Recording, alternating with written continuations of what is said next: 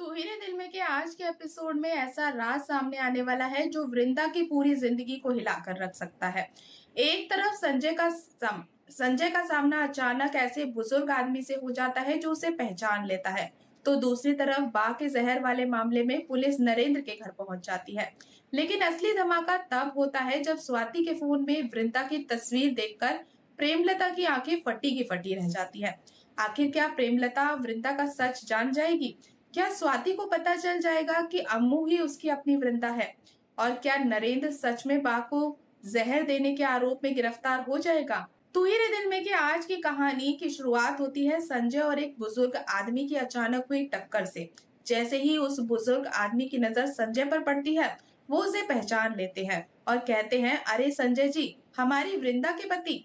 बुजुर्ग आदमी के मुंह से ये बात सुनते ही संजय के चेहरे का रंग उड़ जाता है।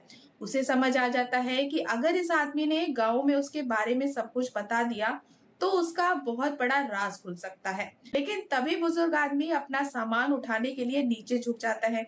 संजय को जैसे इसी मौके का इंतजार था, वो तुरंत वहां से गायब हो जाता है। कुछ ही देर बाद गांव के कुछ लोग बुजुर्ग आदमी के पास पहुंचते हैं और उनसे पूछते हैं कि आप यहाँ क्या कर रहे हो। बुजुर्ग आदमी बताता है कि अभी अभी उन्होंने वृंदा के पति संजय को देखा था, लेकिन गांव वाले उसकी बात पर यकीन नहीं करते। वो कहते हैं कि संजय इतने बड़े आदमी हैं, वो इस छोटे से गांव में आखिर क्यों आएंगे। ये सुनकर बुजुर्ग आदमी भी सोच में पड़ जाता है। लेकिन दर्शकों के मन में अब एक ही सवाल खड़ा हो जाता है कि आखिर संजय गांव में छिपकर क्यों आया था और वो किससे मिलने या किसे देखने आया। उधर दूसरी तरफ वृंदा कृष्णा बहन के सामने बैठी होती है। वृंदा उनसे पूछती है कि काकी, आपको मेरा पता आखिर कहाँ से मिला? कृष्णा बहन बताती है कि तुम्हारे साथ जो लड़की थी वो मेरी दुकान पर आई थी और किसी अम्मू नाम की लड़की के बारे में पूछ रही थी। ये सुनकर वृंदा समझ जाती है कि बात धीरे धीरे उसके राज तक पहुंच रही है। लेकिन तभी कहानी में एक और बड़ा मोड़ आता है। बा को होश आ जाता है। स्वाति तुरंत बा के पास पहुंचती है। होश में आते ही बा बेचैनी महसूस करने लगती है और अपना ऑक्सीजन मास्क हटाने लगती है। वो स्वाति से कहती है कि मुझे घुटन हो रही है। ये किसने मुझे लगा दिया? स्वाति कहती है कि मुझे नहीं पता, मैं अभी अभी अभी यहाँ आई हूँ। लेकिन तभी बा स्वाति की तरफ देखती रहती है कि मुझे पता है ये तुमने ही लगाया है। स्वाति हैरान रह जाती है। इसके बाद वो बा से पूछती है कि क्या आपको पता है कि आपके शरीर में जहर फैल गया था? ये सुनते ही बा के होश उड़ जाते हैं। स्वाति उनसे पूछती है कि आपके घर में कौन कौन रहता है। बा बताती है कि उनके घर में 3-4 लोग रहते हैं। इसके बाद स्वाति पूछती है कि आपने ऐसा क्या खाया था जिसके बाद आपकी तबीयत बिगड़ी। बा कहती है कि उन्होंने खाना खाया था। तब स्वाति बताती है कि आपके खाने में जहर था। लेकिन सवाल यह है कि अगर वही खाना घर के बाकी लोगों ने खाया था तो फिर किसी और को कुछ क्यों नहीं हुआ? और सबसे बड़ी बात, आपके घर से कोई और यहाँ अस्पताल में भर्ती क्यों नहीं हुआ? स्वाति के सवाल सुनकर बात थोड़ी असहज सी हो जाती है और बात बदल देती है। वो कहती है कि मैं अपना खाना खुद बनाती हूँ और समय से खा लेती हूँ। लेकिन स्वाति को कुछ गड़बड़ जरूर महसूस होती है। वो बा से कहती है कि कहीं आप कुछ छुपा तो नहीं रही? क्या पता आपके घर वालों ने ही आपको जहर दे दिया हो। आप डरिए मत, मुझे सब कुछ बता दीजिए। अगर किसी ने आपके साथ कुछ गलत किया है तो मैं आपके साथ पुलिस में शिकायत करने जाऊंगी। लेकिन बा साफ इनकार कर देती है। वो कहती है कि मेरे घर वाले ऐसा नहीं कर सकते। मैं तो खेत से ताजी सब्जियां लेकर आई थी। हो सकता है कि मैंने उन्हें बिना धोए ही बना दिया हो। आजकल सब्जियों पर कीटनाशक डाल दिए जाते हैं। शायद उसी वजह से जहर मेरे शरीर में चला गया हो, वरना मुझे जहर कौन देगा? और वैसे भी मेरे पास अब कितना समय बचा है? बाकी ये बात सुनकर स्वाति भावुक हो जाती है और वो कहती है कि बाकी अहमियत वही इंसान समझ सकता है जिसके पास बा नहीं होती, और मेरे पास भी मेरी बा नहीं है। इसके बाद कहानी का सबसे भावुक पल आता है। स्वाति बा से कहती है कि मेरी एक दोस्त है जो हमेशा अपनी बा के बारे में बात करती रहती है। वो कहती है मेरी बा ऐसी है, मेरी बा वैसी है। तभी बा कहती है कि मेरी भी पोती दिन रात बा बा करके मेरे पीछे पड़ी रहती है, बहुत प्यारी लड़की है। ये सुनकर स्वाति भावुक होकर पूछती है कि क्या मैं आपको बा कह सकती हूँ?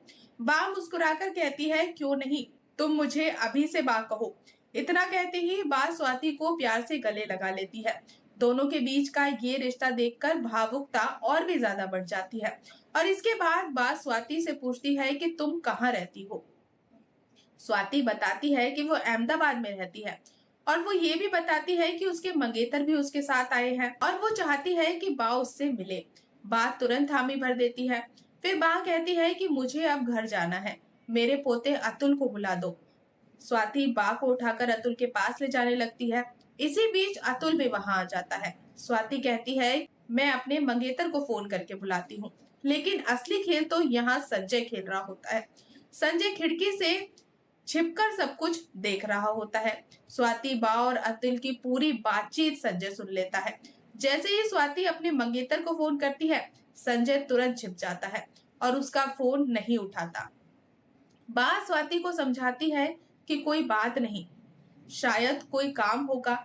इसके बाद वो अतुल के साथ वहां से चली जाती है। उधर वृंदा और कृष्णा बहन के बीच एक बहुत बड़ा राज खुलता है। कृष्णा बहन वृंदा से पूछती है कि तुमने स्वाति को अपना असली नाम बताने की जगह अम्मू क्यों बताया।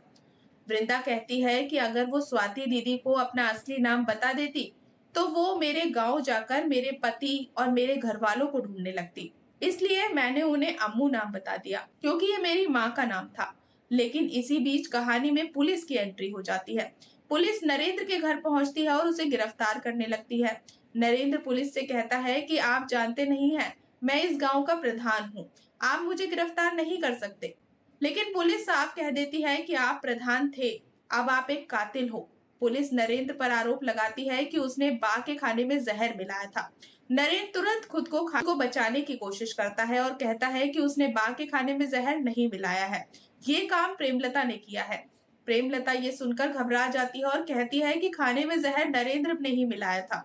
लेकिन नरेंद्र भी चाल चल देता है। वो प्रेमलता के बेटे से कहलवा देता है कि खाने में जहर प्रेमलता ने ही मिलाया था और उसी ने ये खाना बा को दिया था। पुलिस प्रेमलता को गिरफ्तार करके आगे बढ़ती है और तभी कहानी में सबसे बड़ा ट्विस्ट आता है। ये पूरा मामला असल में प्रेमलता का सपना था। प्रेमलता सपने में चिल्ला रही होती है कि मैंने कुछ नहीं किया, मुझे गिरफ्तार मत करो। तभी वहां मौजूद कोई उससे आकर कहता है कि तुमने कुछ नहीं किया, तुम तो सो रही थी। क्योंकि प्रेमलता नींद में ही घबराकर कह देती है कि पुलिस आने वाली है और मुझे गिरफ्तार करके ले जाएगी। मैंने बा के खाने में जहर नहीं मिलाया था, नरेंद्र भाई ने मिलाया था। प्रेमलता की ये बात सुनकर वृंदा की सौतेली माँ हैरान रह जाती है।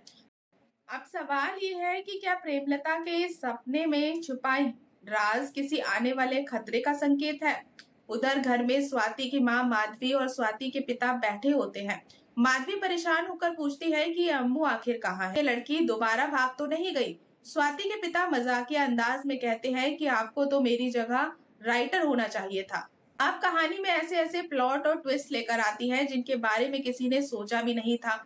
माधवी कहती है कि आप दोनों बाप बेटी हमेशा मुझे ही गलत ठहराने लगे रहते हो, जबकि मैंने उसी दिन आपको उस लड़की की हकीकत बता दी थी। इसके बाद माधवी वृंदा को ढूंढने उसके कमरे की तरफ जाने लगती है। दूसरी तरफ वृंदा कृष्णा बहन से पूछती है कि आपने तो उस दिन मुझ पर गुस्सा करके मुझे वहां से जाने के लिए कह दिया था। कृष्णा बहन बताती है कि उसी दिन नरेंद्र तुम्हें ढूंढते ढूंढते मेरी दुकान तक आ गया था। उसने मुझे धमकी दी थी कि अगर मैंने तुम्हें वहां से नहीं भेजा तो तुम्हारे ऊपर भी आफत आ जाएगी। कृष्णा बहन कहती है कि अगर मैं तुम्हें उस दिन ये बात बता देती तो तुम मुझे अकेला छोड़कर कभी नहीं जाती, इसलिए मुझे तुम्हारे साथ ऐसा व्यवहार करना पड़ा। और ये सुनकर वृंदा की आंखें खुली की खुली रह जाती है। कृष्णा बहन वृंदा को उसकी पसंदीदा ट्रॉफी और कुछ खाने का सामान देती है। तभी बाहर से माधवी की आवाज आती है और वृंदा का नाम पुकारती है। वृंदा घबरा जाती है और कृष्णा बहन से कहती है कि आप जल्दी से छिप जाइए, नहीं तो मैडम को पता चल जाएगा और वो मुझे बहुत डांटेंगी। कृष्णा बहन छिप जाती है और तभी माधवी कमरे में पहुंच जाती है। वो वृंदा से पूछती है कि तुम किससे बात कर रही थी। वृंदा घबराते हुए कहती है कि मैं किसी से भी बात नहीं कर रही थी, मैं तो बस गाना गा रही थी। लेकिन माधवी कहती है कि ये गाना गाने की आवाज नहीं थी, ये तो किसी से बात करने की आवाज थी। तभी अचानक माधवी के फोन की घंटी बजने लगती है और वो वहां से चली जाती है। माधवी के जाते ही कृष्णा बहन वृंदा के पास आती है और कहती है कि तुम्हारी ये मैडम काफी तेज है, मुझे लगता है कि ये एक दिन तुम्हारा सच जरूर ढूंढ निकालेगी। लेकिन वृंदा कहती है कि नहीं, ऐसा नहीं है, यहाँ सभी लोग मुझसे बहुत प्यार करते हैं और स्वाति दीदी मेरा बहुत ख्याल रखती है। लेकिन शायद वृंदा को ये अंदाजा भी नहीं है कि स्वाति के हाथ अब उसके सच तक पहुंचने वाला सबसे बड़ा सुराग लग चुका है। उधर स्वाति स्वास्थ्य कैंप में बैठी होती है, तभी वहां पर प्रेमलता आ जाती है। स्वाति उससे पूछती है कि क्या तुम अम्मू नाम की किसी लड़की को जानती हो जिसकी कुछ दिन पहले ही शादी हुई थी। प्रेमलता तुरंत कहती है कि अगर तुम्हारे पास उसकी कोई फोटो हो तो मुझे दिखा दो, मैं फोटो देखकर बता दूंगी।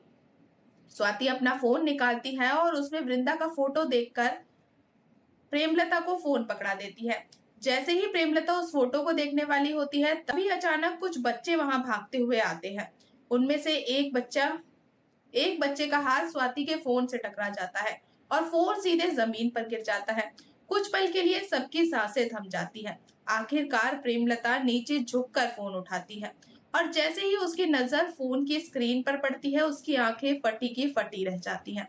अब यहाँ से कहानी एक ऐसे मोड़ पर पहुंच गई है जहाँ वृंदा का राज सबके सामने खुलने वाला है। आखिर प्रेमलता ने फोन में ऐसा क्या देख लिया? क्या उसे पता चल गया है कि अम्मू कोई और नहीं बल्कि वृंदा ही है? क्या प्रेमलता अब सीधे स्वाति को सच बता देगी? और अगर स्वाति को पता चल गया कि जिस अम्मू को वो इतने दिनों से ढूंढ रही है असल में वही वृंदा है, तो फिर क्या होगा? दूसरी तरफ नरेंद्र पर भी गिरफ्तारी की तलवार लटक रही है। क्या पुलिस को बाके खाने में जहर मिलाने का असली आरोपी मिल पाएगा? क्या नरेंद्र अपनी चाल से बच पाएगा या फिर उसके सारे राज एक एक करके सबके सामने आ जाएंगे?